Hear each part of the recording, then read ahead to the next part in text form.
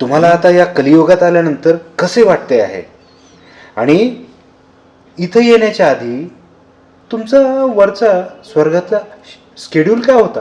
हो, पहिल्यांदा ना मी वरचं सांगतो, पुन्हा खालचं सांगतो. बरं बरं म्हणजे वा वा. काय, मी ज्या वेळेला वर गेलो ना, त्या मला वाटलं मी नरकातच आहे. म्हणून नरकाच्या दारात घुसणार तेव्हा त्या चोपदारानं म्हणला, भाला लावला. मी म्हणलं इथं नाही तुझी जागा. मी म्हणलं कुठे?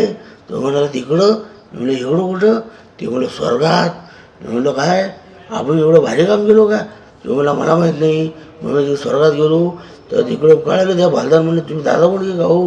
म्हणजे तुमच्यासाठी भेटिंग गेलेत. तिथं आमचे इंद्र ते फुलं अर्गून थांबलेत.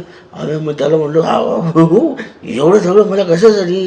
ते म्हणले अहो तुम्ही निष्पाप मानाची जी ॲक्टिंग करायचं ते आम्हाला भावली आणि तुमची त्या पुण्यामुळं तुम्ही इथं आलात, त्याच्यामुळे रसिक मायबाप हो तुमच्यामुळे मी ते करू शकलो.